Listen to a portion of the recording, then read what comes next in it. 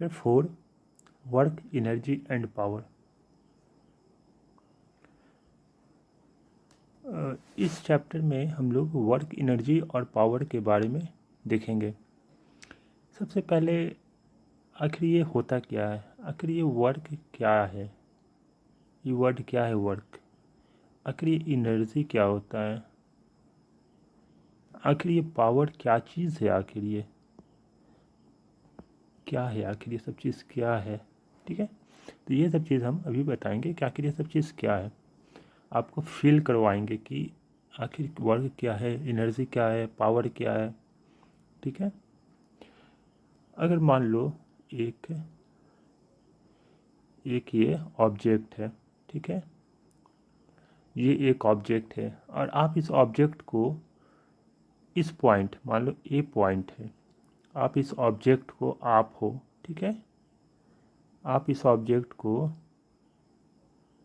Push कर रहे हो, ठीक है, आप पुश कर रहे हो, पुश कर रहे हो इसे, ठीक है, पुश कर कर आप इस ऑब्जेक्ट को यहाँ लेते आते हो, ठीक है, पुश करके यहाँ लेते आते हो और एक यहाँ से यहाँ जो डिस्टेंस कवर करवाते हो एस दूरी आप इसको पुश करके लाते हो। ठीक है, आप जब पुश कर रहे हो इसे तो आप फोर्स लगा रहे हो, तो मान लो फोर्स क्या लगा रहे हो आप, एफ फोर्स लगा रहे हो, ठीक है, एफ फोर्स लगा रहे हो। अब यहाँ से अब इस पॉइंट से इस पॉइंट पे लाने के लिए ज़रूरी नहीं है कि फोर्स का जो डायरेक्शन है वो इसी डायरेक्शन में रहे, फोर्स का डायरेक्शन कुछ और भी हो सकता है, फोर्स का डायरेक्शन इधर से भी दे सकते हैं, इधर से भी दे सकते हैं। यानी हम कहना चाह रहे हैं ऐसा कि अगर एक ये बॉडी है, इसी को इस पे इस एक सरफेस पे यहाँ पर आप इसको एफ फोर्स से कर रहे हो, ठीक है, तो जरूरी नहीं है कि एफ फोर्स इसी डायरेक्शन में दो, एफ फोर्स इधर भी दे सकते थे, इधर भी देख सकते थे, ठीक है। तो इसका जो यहाँ से इसका डिस्प्लेसमेंट है, ये मान लो ये इस पॉइंट से इस पॉइंट एस एस है ना, और ट्रैवल करता है और इस जगह पर आ जाता है, ठीक है। जब आप ये जो ऑब्जेक्ट है इस जगह आ जाता है, ठीक है, तो आप क्या किए, आप अब आप क्या किए, आप फोर्स लगाए, फोर्स लगाने के कारण जो ऑब्जेक्ट है उसका डिस्प्लेसमेंट हुआ, ठीक है। तो आपने काम किया ना, आपने काम किया, आपको बोला गया कि आप बैठे हो, बोला गया कि आप एक काम करो, आप इस ऑब्जेक्ट को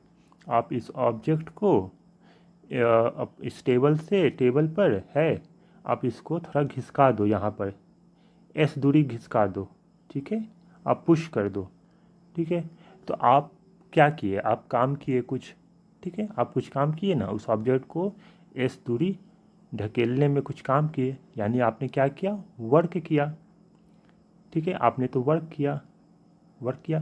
तो ये वर्क जो है यहाँ से आ गया कि आपने काम किया। कैसे काम किया, एक ऑब्जेक्ट को एक पॉइंट से दूसरे पॉइंट एस दूरी पर ढकेलने में एक फोर्स के मदद से काम, फोर्स की मदद से एस दूरी ढकेलने में ढकेला आपने, तो आपने क्या किया, क्या किया, वर्क किया, ठीक है। तो वर्क एक टर्म आ गया आपको, अब वर्क एक टर्म आ गया तो आप पता करोगे ना कि आखिर वर्क जो है स्केलर क्वांटिटी है कि वेक्टर क्वांटिटी है, ठीक है। तो वर्क जो है एक स्केलर क्वांटिटी है, वर्क क्या है, एक स्केलर क्वांटिटी है। तो जब हम स्केलर क्वांटिटी बोल दिए यानी कि वर्क जो है उसको केवल मैग्नीट्यूड होगा, ठीक है। तो अब हम इसका वर्क का मैग्नीट्यूड निकालते हैं, क्या होता है वर्क का मैग्नीट्यूड, आखिर वर्क का क्या वैल्यू आएगा, तो वर्क का जो वैल्यू आता है वो आता है फोर्स डॉट डॉट, ठीक है, फोर्स डॉट एस डिस्प्लेसमेंट। ये क्या है, जो आपने है ना फोर्स अप्लाई किया, अप्लाइड फोर्स, ये एस क्या है, ये है आपका डिस्प्लेसमेंट, ठीक है, ये है डिस्प्लेसमेंट। अब ये जो पॉइंट है, ये एक तो आप होता है कि 2 multiplied by 2 is equal to 4, लेकिन जब स्केलर क्वांटिटी और वेक्टर क्वांटिटी दो दो क्वांटिटी को जब हम मल्टीप्लाई करते हैं तो डॉट प्रोडक्ट या क्रॉस प्रोडक्ट में आप मल्टीप्लाई करके दिखाते हो, ठीक है। तो यहाँ पर जो है ये डॉट प्रोडक्ट है। अब ये डॉट प्रोडक्ट होता क्या है वो हम बता रहे हैं, ठीक है। ठीक है, ये आप देख लो ये सब, ठीक है। अभी डॉट प्रोडक्ट होता क्या है वो बता रहे। देखो डॉट प्रोडक्ट होता है, ठीक है, ये जो डॉट प्रोडक्ट होता है ये क्या होता है, ये जब भी डॉट प्रोडक्ट कोई भी दो वेक्टर के बीच में अगर डॉट प्रोडक्ट होता है, अब तब जब ये टूटता है तो वेक्टर ए, मान लो इधर है वेक्टर ए और वेक्टर बी इधर है, इसके बीच में जो एंगल है, ठीक है, एक वेक्टर इधर है एक वेक्टर इधर, इसके बीच में एंगल थीटा है, तो जब ये टूटेगा तो ए बी कॉस थीटा में टूटता है, ठीक है, ए बी कॉस थीटा में टूटता है। तो ये जो जब डॉट प्रोडक्ट होता है ये जो होता है वो स्केलर होता है, स्केलर होता है, यानी कि जो टूटेगा ये स्केलर जो क्वांटिटी आएगा वो स्केलर क्वांटिटी आएगा, ठीक है। उसी तरह दूसरा दूसरा एक प्रोडक्ट होता है सेकंड, वो होता है क्रॉस प्रोडक्ट, वो होता है क्रॉस प्रोडक्ट, ठीक है। अब क्रॉस प्रोडक्ट में क्या होता है, अब क्रॉस प्रोडक्ट में क्या होता है, उसमें आपको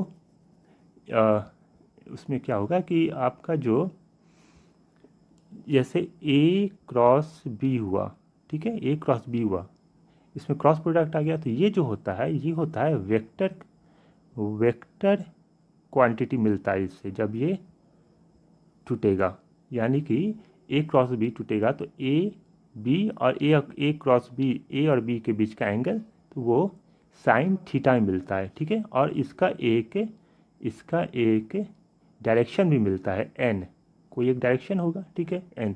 तो ये एक वेक्टर क्वांटिटी होता है, एक मैग्नीट्यूड मिला ए बी साइन थीटा और एक एन मिला, एक इससे ये एन यानी कि एक डायरेक्शन मिला। तो याद रखना ये क्रॉस प्रोडक्ट जो होता है वो वेक्टर क्वांटिटी होता है और डॉट प्रोडक्ट जो होता है, डॉट प्रोडक्ट जो होता है वो तुम्हारा स्केलर क्वांटिटी होता है, ठीक है। अब देखो तो यहाँ पर क्या है, देखो जब आप मान लो कि फोर्स इधर लग रहा है, ठीक है, और डिस्प्लेसमेंट मान लो इधर हो रहा है और इसके बीच में एंगल थीटा है, तो जो वर्क डन होता है वो होता है एफ डॉट एस होता है, यानी कि वर्क डन जो है वो स्केलर क्वांटिटी है, स्केलर क्वांटिटी होता है वर्क डन, ठीक है। तो ये जब तोड़ोगे तो एफ एस कॉस थीटा आता है, ठीक है। देखो यहाँ सॉरी हाँ ठीक है, ये कहाँ गया यहाँ पे, हाँ एफ एस कॉस थीटा आता है, ठीक है। तो अब यहाँ पे एक बार हम लोग रीडिंग मारते हैं कि आखिर इसने लिखा क्या है। If a body gets displaced when a force acts on it, वही बताएं कि एक बडी है उसको जब डिस्प्लेस करते हैं एक फोर्स एफ लगाकर, ठीक है, on it work is said to be done, यानी कि कहा जाएगा कि उस पर वर्क हुआ, ठीक है, वर्क हुआ। तो work is measured by the product of force and displacement of the body along the direction of force, ठीक है, along the direction of force. तो अब जिधर है ना कह रहा है क्या कि ये प्रोडक्ट होता है, यानी कि फोर्स और जो ये डिस्प्लेसमेंट है उसका ये प्रोडक्ट होता है और एफ एस कॉस थीटा में होता है, और जिस डायरेक्शन में फोर्स लगता है, जिस डायरेक्शन में फोर्स लगता है उसी डायरेक्शन में वर्क होता है, ऐसा इसने लिखा है। Work is measured by the product of force and displacement of the body along the direction of force, ठीक है। वर्क एक स्केलर क्वांटिटी, उसका कोई डायरेक्शन नहीं होता है, ठीक है ना, उसका कोई डायरेक्शन नहीं होता है।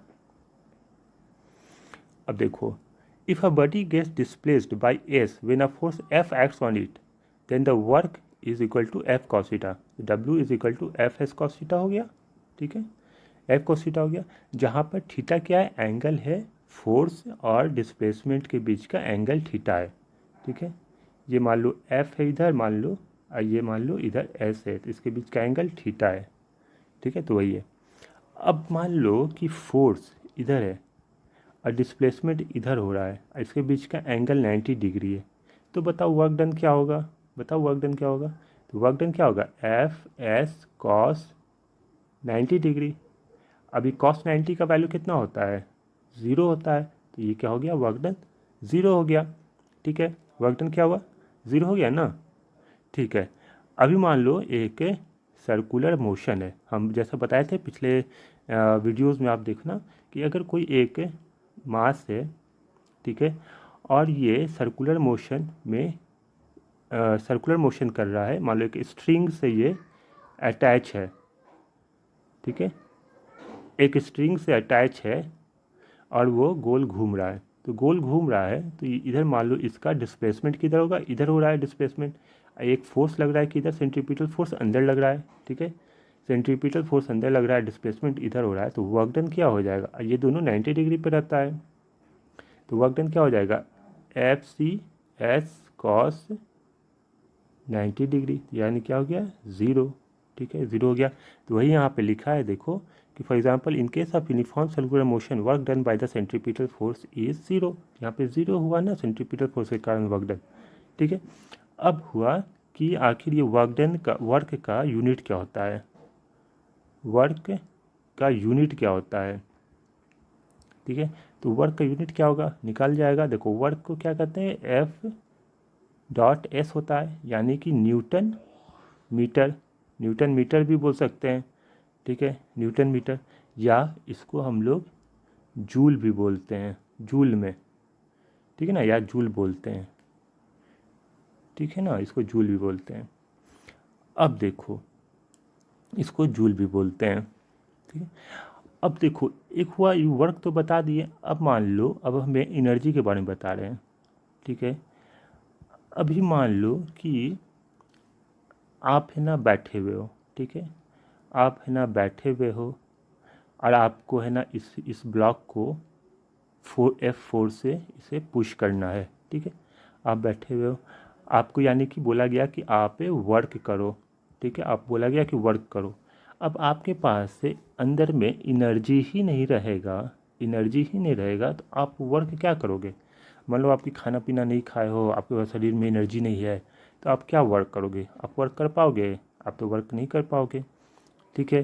तो क्या है एनर्जी, क्या है एनर्जी, क्या हो गया तुम्हारा, capacity of doing work by a body, ठीक है, ये तुम्हारा कैपेसिटी ऑफ डूइंग वर्क है, कुछ काम करने के लिए आपके पास कितना कैपेसिटी है, वो आपका वो आपका एनर्जी है, ठीक है, वो आपका एनर्जी है। अब आपके पास जो एनर्जी है, आपके पास जो एनर्जी जो यूज़ कर कर एक बॉडी में वर्क डन करवा दिए, एक बॉडी में जब वर्क डन करवा दिए, तब वर्क डन करने के कारण इस बॉडी में आप अपना एनर्जी यूज़ करके जो वर्क डन इस बॉडी में करवा दिए, तो इस बॉडी में फिर एक एनर्जी डेवलप होता है, ठीक है, इस बॉडी में एनर्जी डेवलप हो जाएगा। तो वो दो तरह का एनर्जी डेवलप होता है उसमें, एक होता है पोटेंशियल एनर्जी और एक होता है काइनेटिक एनर्जी, दो तरह का एनर्जी इस बॉडी में डेवलप होता है, एक पोटेंशियल एनर्जी और काइनेटिक एनर्जी, ये दो एनर्जी को कहते हैं मैकेनिकल एनर्जी, ठीक है, इसे कहते हैं मैकेनिकल एनर्जी। तो मैकेनिकल एनर्जी कितने तरह का होता है, दो तरह का होता है, पोटेंशियल एनर्जी होता है, काइनेटिक एनर्जी होता है। और ये डेवलप कैसे होता है, ये डेवलप होता है तब जब कि ऑब्जेक्ट या बॉडी में वर्क डन होता है, यानी कि एक बॉडी जो है एक जगह से दूसरा जगह शिफ्ट होती है, ठीक है, शिफ्ट होती है, तब ये एनर्जी डेवलप होता है, काइनेटिक एनर्जी और पोटेंशियल एनर्जी, यानी दो मैकेनिकल एनर्जी डेवलप होता है, ठीक है। अब जो है अब डेवलप होता है, अब जो है ये जो एनर्जी है, ठीक है, ये जो एनर्जी है ये भी एक स्केलर क्वांटिटी होता है, ठीक है, स्केलर क्वांटिटी है, और इसका जो यूनिट होता है वो भी जूल होता है, ठीक है, जूल होता है। वर्क का क्या यूनिट था, वर्क का भी यूनिट तुम्हारा जूल था, ठीक है, वर्क का भी यूनिट जूल था। अब हम जानेंगे कि आखिर ये पोटेंशियल एनर्जी क्या होता है और काइनेटिक एनर्जी क्या होता है, अभी जो दो नया टर्म आ गया, पोटेंशियल एनर्जी और काइनेटिक एनर्जी क्या होता है, ठीक है, तो उसको हम एक एग्जांपल से समझने का कोशिश करेंगे, ठीक है। मान लो कि ये एक बिल्डिंग है, ठीक है, एक ये बिल्डिंग है, इस बिल्डिंग पर एक बॉल है, ये क्या है, एक बॉल है, ठीक है, बिल्डिंग का हाइट मान लो h है, ठीक है, ये ग्राउंड है, ये क्या है, ग्राउंड है, ये ग्राउंड है और हाइट h है। अब ये बॉल है, जो बॉल यहाँ पर मान लो यहाँ रेस्ट में है, ठीक है, यहाँ बॉल रेस्ट में है, तब तब पोटेंशियल एनर्जी ये कहता है, पोटेंशियल एनर्जी ये कहता है कि किसी एक रेफरेंस से अगर किसी भी ऑब्जेक्ट को हाइट के कारण या अपने पोजीशन के कारण the capacity of doing work developed in a body due to its position and configuration called potential energy.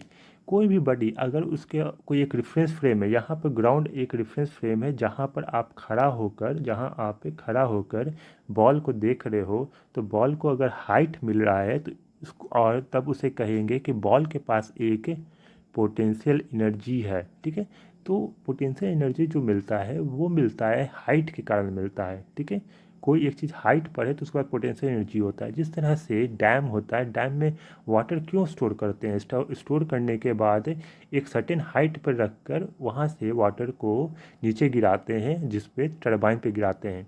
ठीक है, क्यों?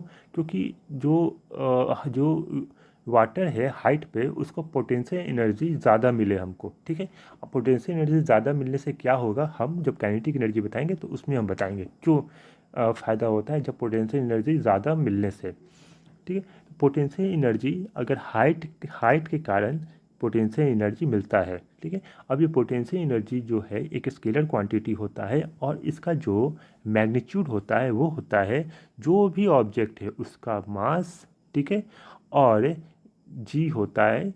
ठीक है, जी होता है आपको gravity due to acceleration due to earth, G होता है। ठीक है, acceleration due to earth, G का वैल्यू जो होता है 9.81 मीटर पर सेकेंड स्क्वायर होता है। ठीक है ना, और मल्टीप्लाइड बाय हाइट, यानी कि mgh, ये पोटेंशियल एनर्जी का वैल्यू होता है mgh। ठीक है, मास जी हमेशा नीचे लगता है। ठीक है, और हाइट जितना ऊपर है ना, आपका जो मास है जिस पर आप स्टडी कर रहे हो, देख रहे हो, जिस पे तो उसका हाइट कितना है ग्राउंड से, उसको लेते हैं। ठीक है, तो पोटेंशियल एनर्जी का वैल्यू हो जाता है mgh, यानी पोटेंशियल एनर्जी का वैल्यू हो जाता है mgh। ये एक स्केलर क्वांटिटी है और इसका यूनिट क्या होता है, जूल होता है। ठीक है, इसका यूनिट क्या होता है, जूल होता है।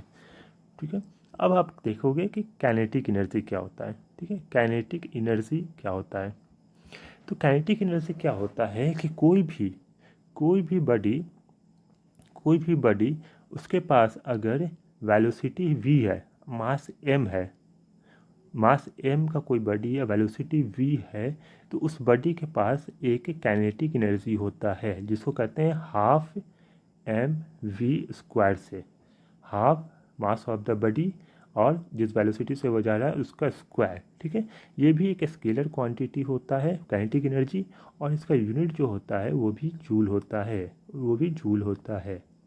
ठीक है, अभी हम एग्जांपल लिए थे कि एक बॉल है यहाँ पर h हाइट पे।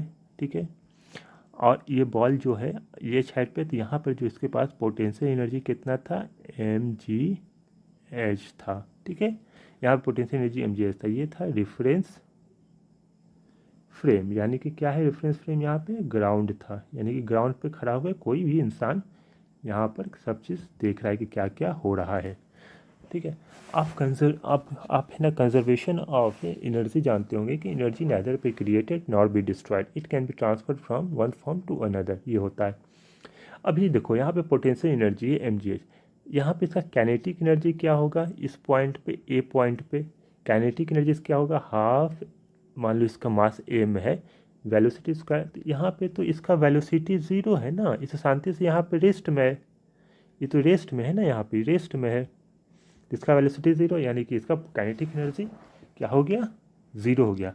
अब मान लो कि इस बॉल को आप धक्का दे देते हो, धक्का दोगे तो क्या होगा, मान लो कि बॉल यहाँ पर आ गया। ठीक है, मान लो कि बॉल है ना यहाँ आ गया, ये यहाँ पर आ रहा होगा, मान लो यहाँ पे बी पे आ गया होगा, तो इसका वेलोसिटी बी होगा, यहाँ पे कुछ होगा ना।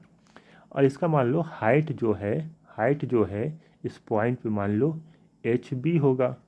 ठीक है, तो हम ये बताना चाह रहे हैं कि इस जगह पे पोटेंशियल एनर्जी क्या हो जाएगा, अब क्या हो जाएगा, ये मास m होगा इसका, g और h b। ठीक है, और काइनेटिक एनर्जी क्या हो जाएगा यहाँ पर इसका, half m v b square. ठीक है, हो जाएगा। अच्छा, मान लो कि ये बॉल जो है यहाँ पर आ गया ग्राउंड पे, बिल्कुल ग्राउंड पे जब आ गया, बिल्कुल टच कर दिया ग्राउंड को, तो इसका जो है कुछ वेलोसिटी मान लो c पर, तो वेलोसिटी c होगा इसका कुछ यहाँ पे, ठीक है। और हाइट क्या हो जाएगा इसका, ज़ीरो रहेगा, ग्राउंड पे तो टच कर गया ना, ये ग्राउंड पे टच किया तो हाइट ज़ीरो हो गया। तो इस जगह पे इसका बताओ पोटेंशियल एनर्जी एट सी क्या हो जाएगा, ज़ीरो हो जाएगा ना, क्योंकि हाइट ज़ीरो है, mgh। अब काइनेटिक एनर्जी क्या हो जाएगा इसका, यहाँ पे क्या हो जाएगा, half M V C square, ठीक है, एम वी स्क्वायर। अब हम ये बताना चाह रहे हैं कि एनर्जी हमेशा कंजर्व रहता है। यहाँ पे भी पोटेंशियल एनर्जी काइनेटिक एनर्जी का जो सम करोगे वो वैल्यू जो आएगा यानी M G H plus zero वो सेम रहेगा बी के पास का जो पोटेंशियल एनर्जी काइनेटिक एनर्जी है वहाँ। सी पर जो है पोटेंशियल एनर्जी काइनेटिक एनर्जी उसका वैल्यू, ये सारा तीनों वैल्यू जो है वो तीनों बराबर रहेगा, ठीक है, ये तीनों वैल्यू बराबर रहेगा। इस बात को आप ध्यान रखना, ठीक है, ये ध्यान रखना। पोटेंशियल एनर्जी क्यों मिलता है, पोटेंशियल एनर्जी मिलता है हाइट के कारण। काइनेटिक एनर्जी क्यों मिलता है, काइनेटिक एनर्जी मिलता है कोई भी ऑब्जेक्ट है उसको अगर कोई वेलोसिटी है, कोई मोशन है, उसके कारण उसको काइनेटिक एनर्जी मिलता है, उसको काइनेटिक एनर्जी मिलता है। मान लो कि एक यहाँ पे जैसा एग्जांपल दिया हुआ है, अ फ्लाइंग एरोप्लेन, मान लो कि एक एरोप्लेन है, एक एरोप्लेन है, एक एक एरोप्लेन है वो उड़ रहा है, ठीक है, ये फ्लाई कर रहा है। तो फ्लाई कर रहा है तो हाइट पे होगा ना, कुछ कुछ हाइट पे होगा।